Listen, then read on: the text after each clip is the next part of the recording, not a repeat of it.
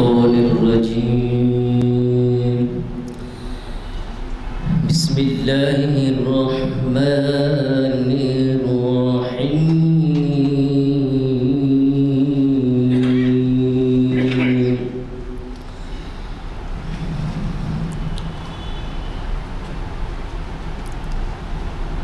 يا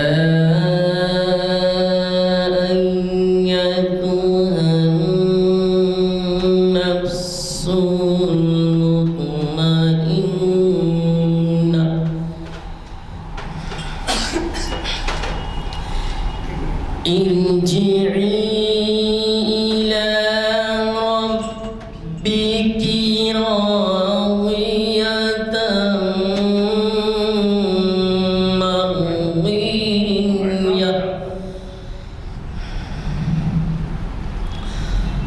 فادخلي في عبادي وادخلي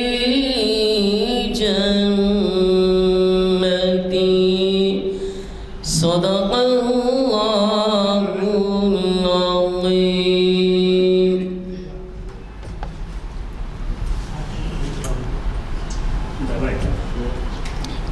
السلام علیکم ورحمۃ اللہ وبرکاتہ.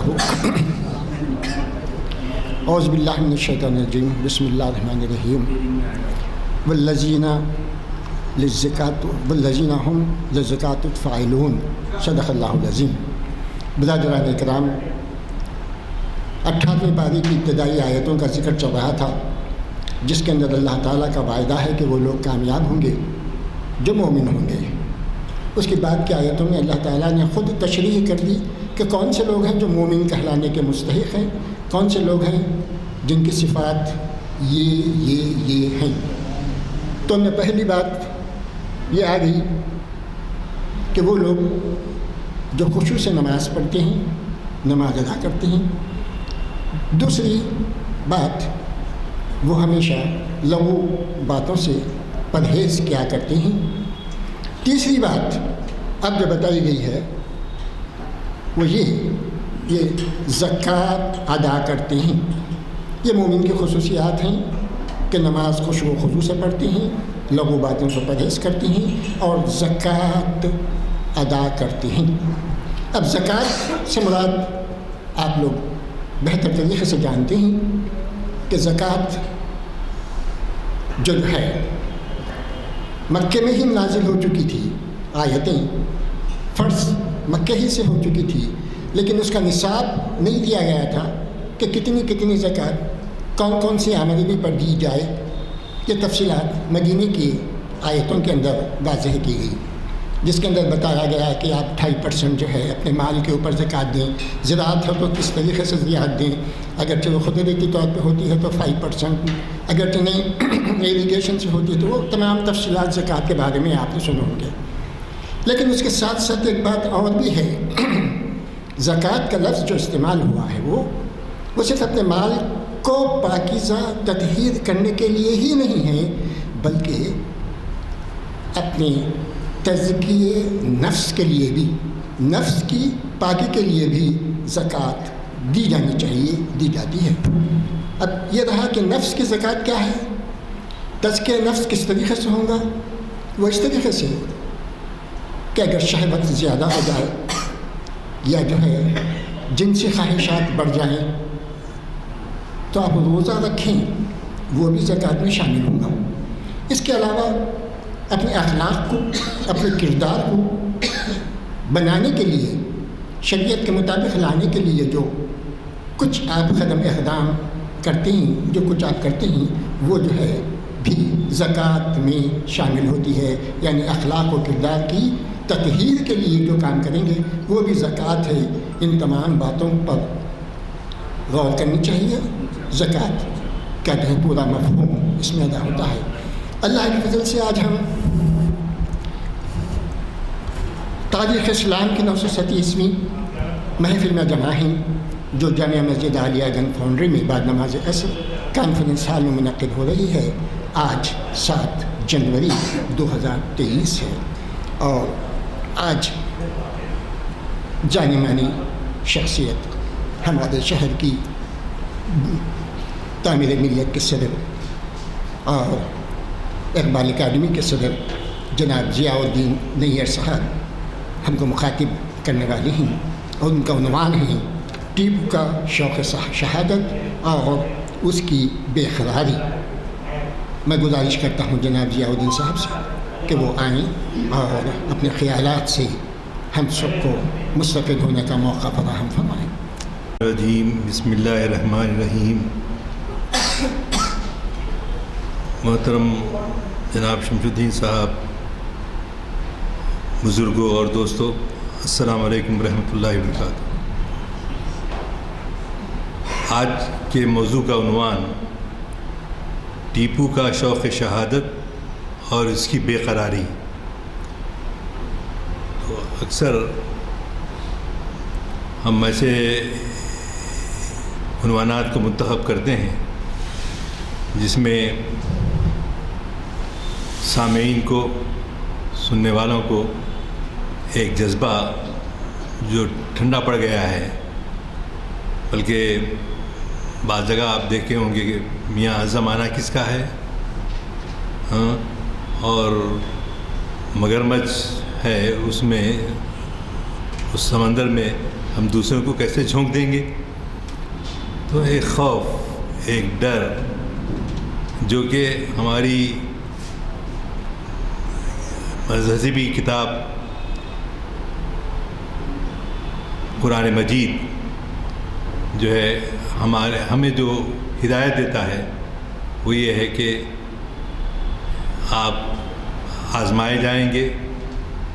آپ ایک جگہ قرآن میں آتا ہے کہ آپ جنت میں یوں ہی چلے جائیں گے وداؤٹ اینی کنٹریبیوشن، کوئی جو ہے کارنامہ کر کے۔ تو یہ بالکل قرآن میں ہے یہ بات کہ ہم جو ہے بغیر کوئی کنٹریبیوشن کے ہمارے دین کے فروغ کے لیے، اعلاء کلمت اللہ کے لیے ہم کو جد و جہد کرنا پڑے گا۔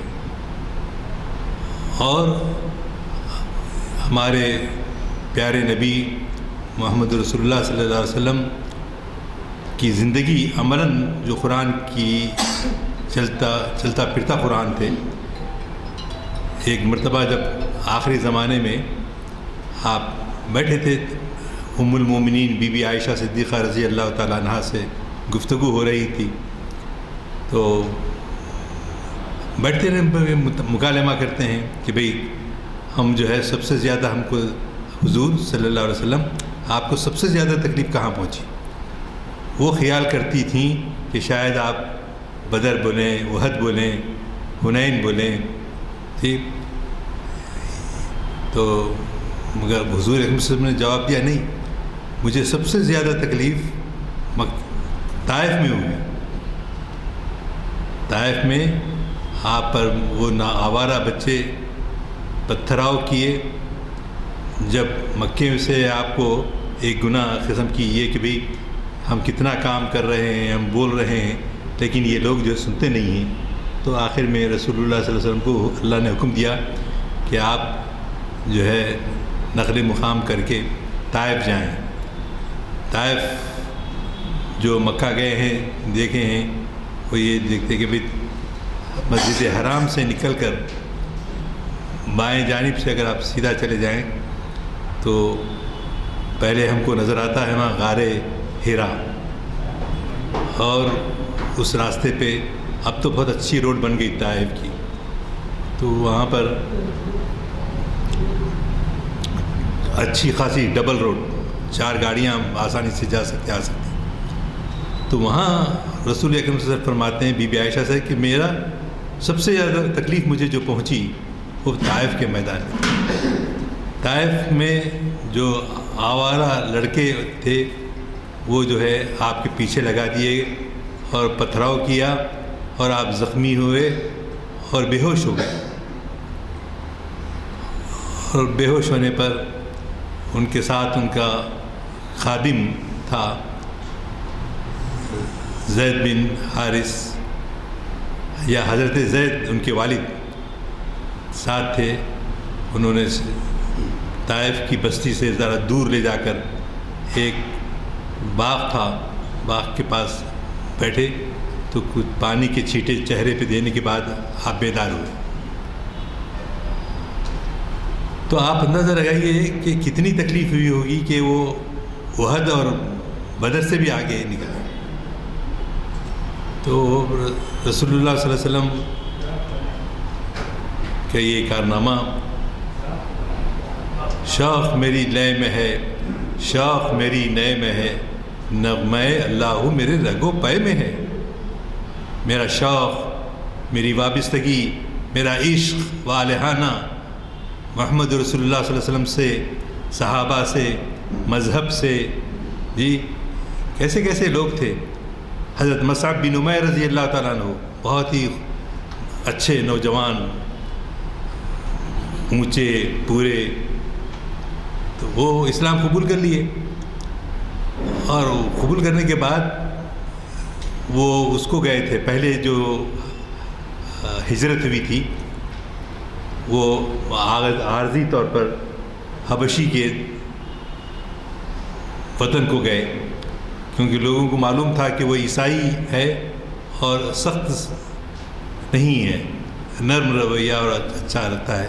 تو لہٰذا آپ وہاں پر پہلے کچھ 13 لوگ گئے، بعد میں جو ہے تقریباً 70 لوگ مائیگریشن یعنی مکے سے نکلے اور جو ہے حبشی کے وطن کو گئے. تو وہاں مصعب بن عمیر کا جو نام میں لے رہا تھا رضی اللہ تعالیٰ عنہ، اچھے گورے پورے اور چٹان، بہت ہی اچھی شکل. اور تو انہوں نے ان کو وہ مکہ ساتھ آئے واپس کہ ان کی اماں مسلمان نہیں ہوئے تھے، ان کی والدہ مسلمان نہیں ہوئے تھے ابھی. تو وہ اچھا بہترین کپڑا آپ پہنتے. تو ان کو بھیجا گیا. جب مدینے سے پہلا وفد آیا، رات کی تاریکی میں جو ملاقات کرتا تھا رسول اللہ صلی اللہ علیہ وسلم سے، 3 سال میں 3 مختلف مواقع پر وہ خفیہ ملاقاتوں کے لیے رسول اللہ کے پاس آتے تھے. تو دوسرے سال جب آپ نے سلیکٹ کیا تو مکے کے جو انصار، مدینے کے جو انصار مکہ آئے تھے، انہوں نے کہا سب معاہدے وغیرہ ہونے کے بعد، اللہ کے رسول آپ ہمارے ساتھ کسی کو دین سکھانے کے لیے بھیجیے. تو مصعب بن عمیر رضی اللہ تعالیٰ عنہ منتخب کیے گئے. جی آج ہم کوئی نوجوان سے کہتے ہیں کہ بھئی، یا ہم خود کہتے ہیں ارے بھائی اب کہاں جانا، نقل آپ کی گاڑیاں بھی ہیں، موٹریں بھی ہیں، سب کچھ ہیں، لیکن اس کے باوجود بھی ایک ذوق شوق نہیں، اپنی وقت دینا، تکلیف اٹھانا. آپ دیکھو تبلیغی جماعت والے کتنا کرتے بیچارے. وہ ابھی بھی کتنے برسوں سے ہم بچپن سے دیکھ رہے ہیں، ملے پلی کی مسجد میں اور جو ہے دیگر شہروں میں وہ جاتے ہیں. اب 1.5-2 سال پہلے تو ان پہ ظلم ہوا کہ دلی میں وہ نظام الدین کے نام سے جو مسجد ہے وہاں پر ان پہ الزام لگایا گیا، اور وہاں سے مشکلات اب تک ان کے پیچھا نہیں چھوڑ رہی. تو مصعب بن عمیر بھی بڑے ہینڈسم پرسنالٹی، اور آپ جو ہے رسول اللہ صلی اللہ علیہ وسلم کا حکم ہوا کہ تم اس قافلے کے ساتھ مدینہ جاؤ اور وہاں پر جا کر اسلام کی تبلیغ کرو، اسلام کا دین سمجھاؤ کیا ہے.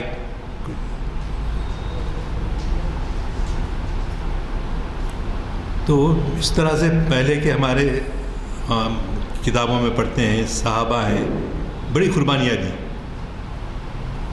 ہم کو بھی جو ہے اپنی زندگی کو ہی، یہ جو دنیاوی زندگی ہے وہی سب کچھ نہیں ہے، وہی سب کچھ نہیں ہے.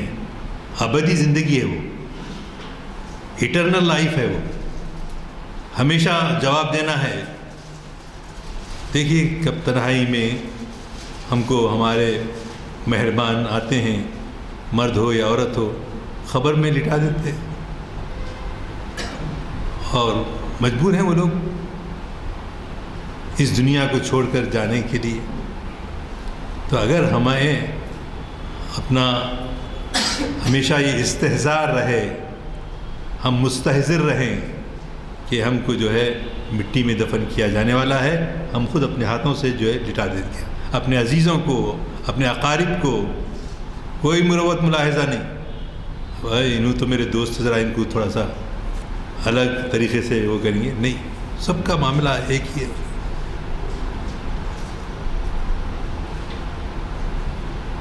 اور یہ جو کیفیت حضرت مصعب بن عمیر کی تھی۔ بعض لوگ یہ کہہ سکتے ہیں کہ آج سے جو ہے وہ قصے جو ہے آپ کے 1200 سال پرانے ہیں۔ 1200 سال پرانے نہیں ہیں، آج بھی ایسے لوگ ہم میں موجود ہیں، ہم میں پائے جاتے ہیں جو ایثار اور قربانی سے کام لیتے ہیں۔ ان کو پیش نظر ہے کہ ہم جو ہے ایک دن ہم کو مٹی میں ملنا ہے، مٹی سے بنائے گئے۔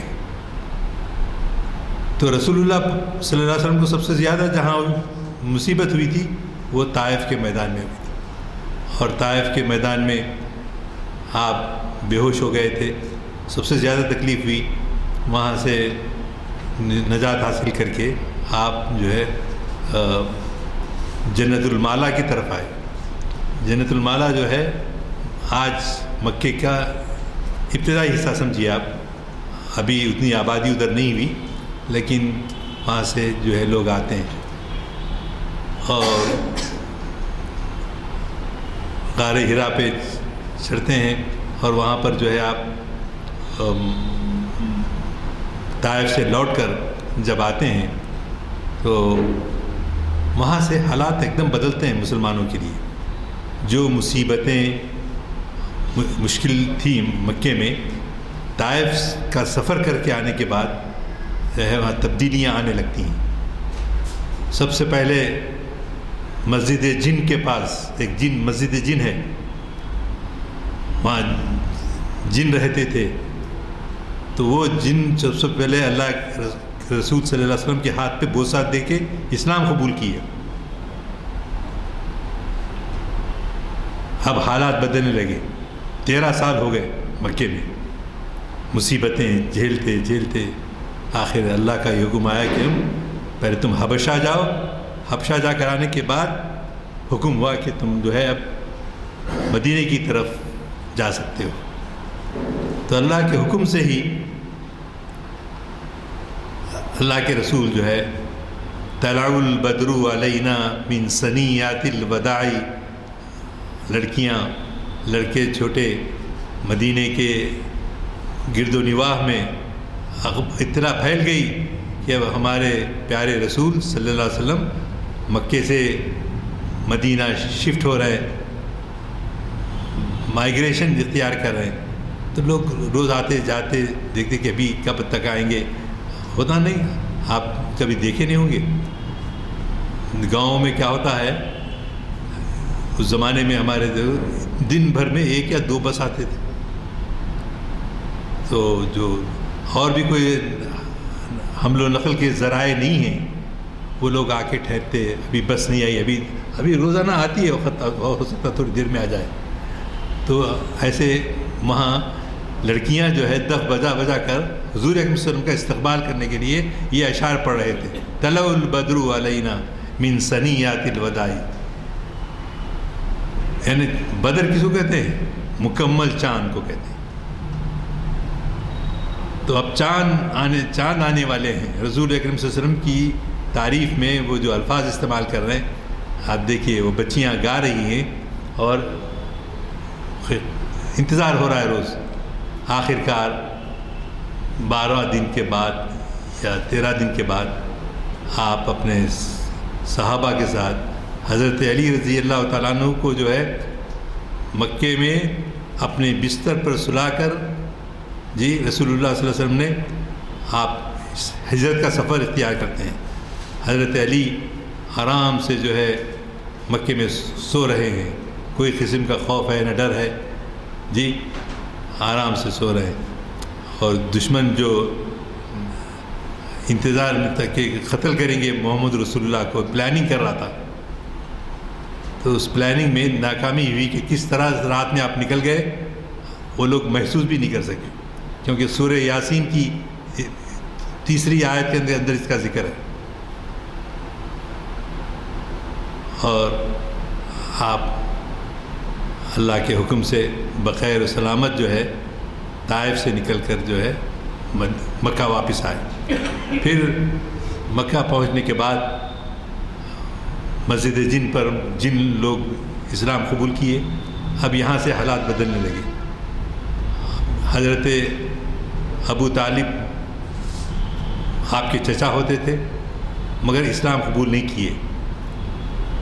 وہ اور بی بی ختیجہ رضی اللہ تعالیٰ عنہ، آپ کی زندگی میں، رسول اللہ کی زندگی میں 11 ازواج مطہرات تھے، لیکن بی بی ختیجہ کی زندگی میں رضی اللہ تعالیٰ عنہ آپ نے دوسری شادی نہیں کی.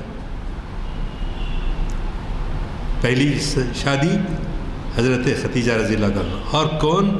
مکے کی مالدار خاتون، پیسے والی خاتون. اور کیا کرے وہ اپنی ذات پہ لٹائے نہیں، بلکہ وہ اللہ نے جو دولت دی تھی ان کو، بی بی ختیجہ رضی اللہ تعالیٰ عنہ کو، انہوں نے اسلام کے فروغ کے لیے، اسلام کو پھیلانے کے لیے، لوگوں کو مسلمان بنانے کے لیے آپ اپنے شوہر مقدس رسول اللہ صلی اللہ علیہ وسلم کے حوالے کر دیتے تھے. عمر میں بڑی تھیں آپ، 40 سال کے تھے، اور رسول اللہ صلی اللہ علیہ وسلم 24 سال کے تھے. تو آپ نے اس وقت دولت لٹانا شروع کر دیا. اور ایسی خاتون جس کی زندگی میں آپ نے شادی نہیں کی، دوسری شادی نہیں کی، اسلام کے فروغ میں اپنی ساری دولت لٹا دی، اسی کو شاعر نے یوں کہا: وہ نبیوں میں رحمت لقب پانے والا، مصیبت میں غیروں کے کام آنے والا، وہ اپنے پرائے کا غم کھانے والا.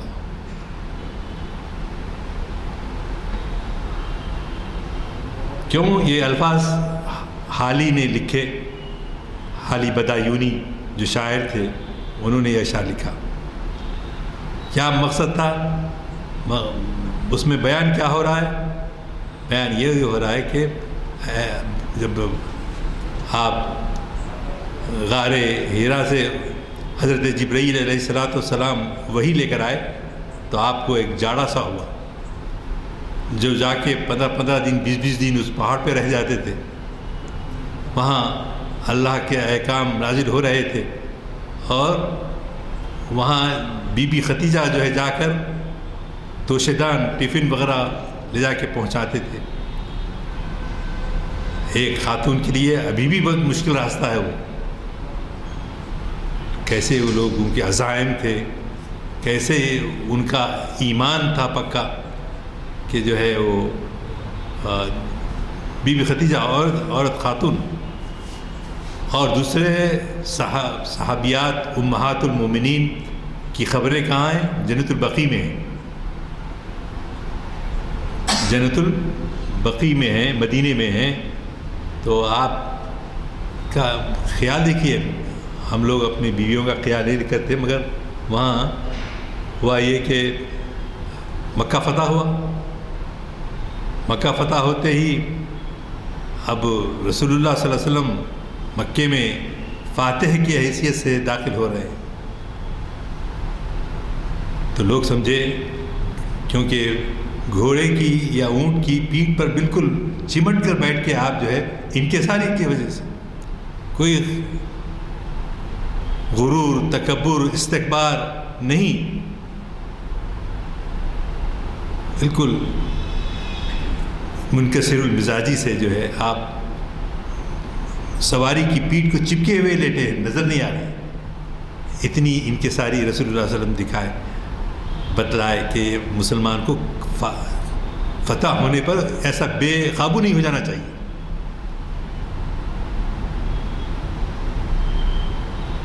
بلکہ انکسار کے ساتھ. یہ ہمارے رسول صلی اللہ علیہ وسلم نے حکم دیے. صحابہ سمجھے کہ اب جو ہے آج فاتح مکہ کی حیثیت سے داخل ہوئے ہیں اور بڑی کامیابی حاصل کی ہے، بڑے لوگوں کا قتل ہوا ہے، اور آپ بھی آج کیا کریں گے؟ یا قتل کر دیں گے لوگوں کو. کیوں میرے سے؟ اب میں انتقام لیتا ہوں. تم لوگ نہیں، ویسا نہیں کیا آپ نے. لا تثریب علیکم اليوم، آج تم سب کو آزادی ہے، کسی کو کوئی پوچھ نہیں. حتیٰ کہ چچا ہیں ابو سفیان، کتنی لڑائیوں میں ان کے مقابل میں رہے آپ، لیکن من دخل دار ابی سفیان، جو آج ابو سفیان کے گھر میں داخل ہوا اس کو بھی امان ہے، اس کو بھی آزادی ہے. اور آج لوگ عقل کم بولنا ہے، کیا بولنا. کب ہم لوگ ایسے گناہ کرے بھی نہیں، ہندوستان میں بہت خون خرابہ نہیں کیے. اب ہمارے برادران وطن بولتے کہ یہاں کی دولت لوٹ کے لے گئے. ارے کون لے کے گئے دولت انگریز لے کے گئے، ہم تو نہیں لے گئے. ہم اس وطن میں اپنا وطن سمجھ کر ہی ہم رہتے ہیں. ہم نے اس کے لیے قربانیاں دی ہیں. کیوں؟ ہم اتباع رسول کرتے ہیں. جس طرح سے رسول اللہ صلی اللہ علیہ وسلم نے لوگوں کو آزادی دی، کسی سے انتقام نہیں لیا، تو اسلام بھی یہی نمونہ دکھاتا ہے کہ ہم آج کسی سے انتقام نہیں لیں گے. کرنے والے کرے ہوں گے کچھ، بادشاہ کرتے، لیکن ان جنرل ہم نے کسی پر ظلم نہیں کیا. لاکھ ستارے ہر طرف ظلمت شب جہاں جہاں، لاکھ ستارے ہر طرف ظلمت شب جہاں جہاں، لاکھ ستارے ہر طرف ظلمت جہاں جہاں. دوسرا مصرع نہیں آ رہا.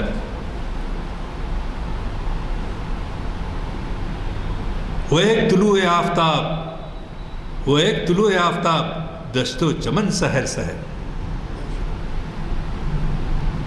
وہ آفتاب جب داخل ہوا تو کیا ہوا؟ ہر طرف روشنی ہی روشنی پھیلی.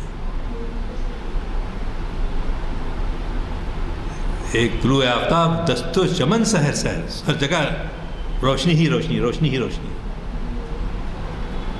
اس کے بعد آپ نے ایسے موقع پر جب کہ آزادی ملی ہے، مکہ فتح ہوا ہے، فاتح مکہ کے حصے سے داخل ہو رہے ہیں، تو آپ تو انتقام نہیں لیا کسی سے. لیکن بی بی ختیجہ رضی اللہ تعالیٰ عنہ کا انتقال ہو چکا تھا. تو آپ نے صحابہ سے کہا میں آج کی رات میں اپنی محسنہ بیوی کے قریب میں جہاں دفن کی گئی ہیں وہ، میں وہاں رہنا چاہتا ہوں. کیوں؟ کہ اپنی بیوی کے جو کئی چیزیں جو آپ نے قربان کر دیں، تو وہ قربانیوں کو آپ نے بھولا نہیں، اور اپنی بیوی کو چونکہ انہوں نے ایثار و قربانی سے کام لیا تھا، ان کو یاد کیا، ان کو یاد رکھا. اور بھی تھے، لیکن آپ کو معلوم تھا کہ ان سب میں ان کا کنٹریبیوشن زیادہ ہے. بی بی ختیجہ رضی اللہ تعالیٰ وہ ایک ہی خاتون ہے جو مکے میں دفن ہے، باقی 10 خواتین امہات المومنین مدینہ منورہ میں ہیں. تو یہ ہماری مائیں ہیں، اور ہمارا ان کا احترام کرنا ہمیشہ کے لیے ضروری ہے. تو گفتگو کہاں سے کہاں نکل گئی کہ جو ہے یہی تھا کہ شوق شہادت جو ہے صحابہ میں، جس طرح سے مصعب بن عمیر رضی اللہ تعالیٰ عنہ میں تھا، اچھے کپڑے پہنتے تھے، ہینڈسم نظر آتے تھے. تو ان کی ماں کہتی تھی، اسلام قبول نہیں کیے تھے، اس لیے ان کی ماں، جس طرح سے ابو طالب کی بھی والدہ نے اسلام جب تک قبول نہیں کیا تھا، تو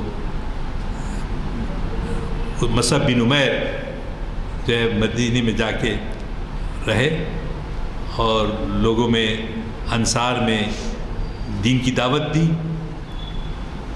اور بعد میں ان کی والدہ بھی مسلمان ہو گئے. لیکن یہ لوگوں کی جیسا شہادت کی تمنا ایک حدیث میں آتا ہے، الفاظ میں ہو سکتا ہے کہ کچھ آگے پیچھے ہو، لیکن اس میں ارشاد رسالت میں آپ صلی اللہ علیہ وسلم ہے کیا ہے، اگر تم نے اللہ کے راستے میں شہید ہونے کی تمنا نہیں کی تو مجھے کیا کہ تم یہودی یا عیسائی ہو کے مر جاؤ. کم سے کم تمنا کا ہونا ضروری ہے. کہے گا شہادت کا، اپنی جانیں قربان کرنے کا. سورہ انفال، سورہ برات، سورہ توبہ اور کون سی صورتیں جو 30 پاروں میں پائی جاتی ہیں، ہم اس کا مطالعہ کریں. گہرا نہیں تو نہیں، کم سے کم ترجمہ پڑھ لیں.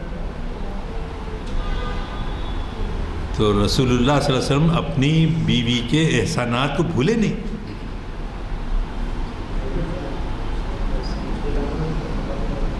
یہ غازی یہ تیرے پراسرار بندے، جنہیں تو نے بخشا ہے ذوق خدائی، دو نیم ان کی ٹھوکر سے صحرا و دریا، سمٹ کر پہاڑ جن کی ہیبت سے رائی.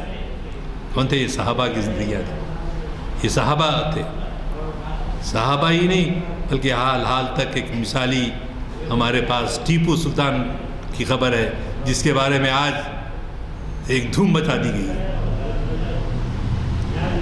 جو انسانیت کی خدمت کرنے کے لیے آگے رہتا تھا اور ایک دن کی زندگی کو 100 دن کی بھیک. تو وہ سلطان جو لوگوں کو معاف کرتا تھا. حیدر علی ان کا باپ ذرا سخت تھا، بول سکتے ہیں آپ، ذرا بخشتے نہیں تھے. پر ٹیپو سلطان جو ہے وہ بہت زیادہ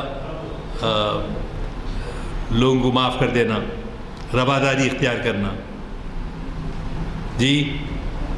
اور کیسے کیسے لوگوں کو جو ٹیپو سلطان پہ ظلم بھی کیے اور الزامات لگائے، ان کے تمنا میں جو کیسے شوق شہادت ان میں تھا کہ آپ میں سے کوئی لوگ میسور گئے ہیں تو دیکھے ہوں گے کہ وہاں ان کی جو خبر پائی جاتی ہے، وہاں چوتھی جنگ میں جو 1799 میں سلطان ٹیپو کی شہادت ہوئی، 5 گولیاں لگیں ان کو. اور کیسا تھا کہ جو اطراف و اکناف کے لوگ تھے وہ غدار تھے، غدار، منافق، نفاق، یہ کوٹ کوٹ کر ان میں بھرا ہوا تھا. کون؟ جعفر از بنگال، صادق از دکن، ننگ آدم، ننگ دین، ننگ وطن، جنہوں نے ہمارے وطن کو بدنام کیا، ہم مسلمانوں کو بدنام کیا. تو ایسے لوگوں کا زندگی، رسول اللہ فرماتے ہیں منافقین کی زندگی درج اسفل نار، یعنی خبر کے بھی آخری حصے میں ان کو دفن کیا جائے گا، کیونکہ ان کے گناہ اتنے سخت ہیں. تو ٹیپو سلطان اپنے، اگر ان کا ساتھ دیتے نظام حیدرآباد، مرہٹے، نانا فرنویس، تو یہ 3 لوگ اگر ساتھ ہو جاتے تو انگریزوں کی ہمت نہیں تھی کہ یہاں پر حکومت کرتے. اور آج ہم غلامی کا دور کس وجہ سے؟ ہم نے اس وقت ان سے مقابلہ نہیں کیا، ہم بک گئے.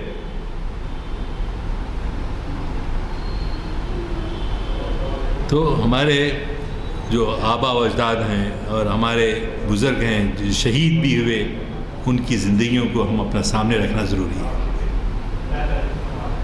اس لیے کہ اگر ہم یہی روزمرہ کی زندگی کی طرح گزارنے لگے، دل میں تمنا کم سے کم ہو کہ ہم اللہ کے لیے جئیں گے، اللہ کے لیے مریں گے،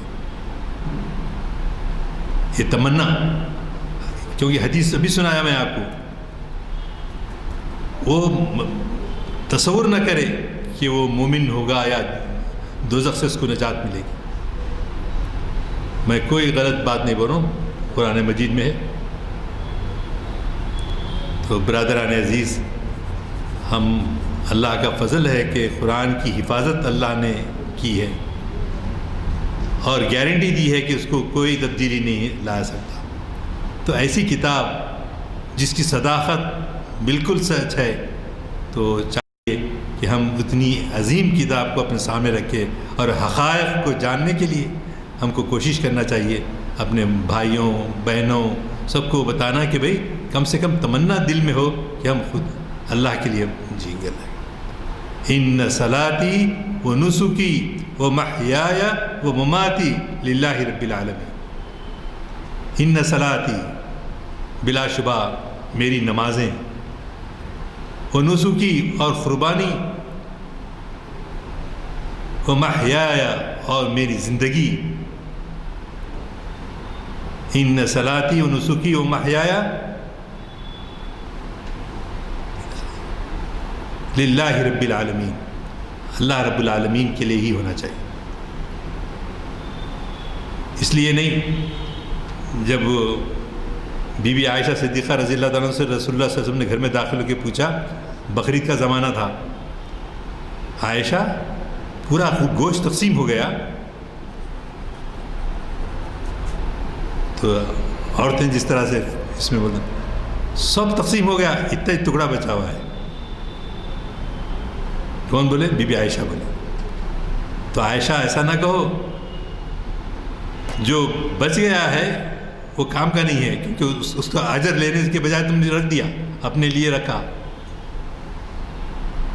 اپنے استعمال کے لیے رکھا. جو کچھ لوگوں کو دیا اس کا اجر ملنے والا ہے، تو وہ محفوظ ہے. ان صلاتی و نسکی، ہم کب کرتے یہ دعا پڑھتے کب؟ قربانی کے وقت،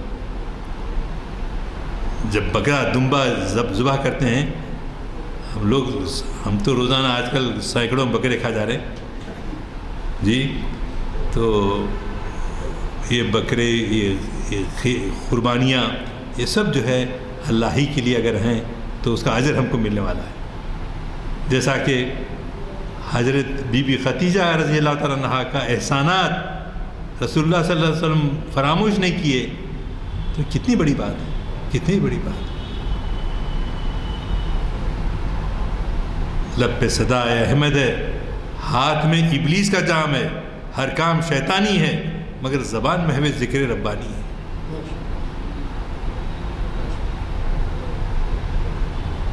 تو برادران عزیز،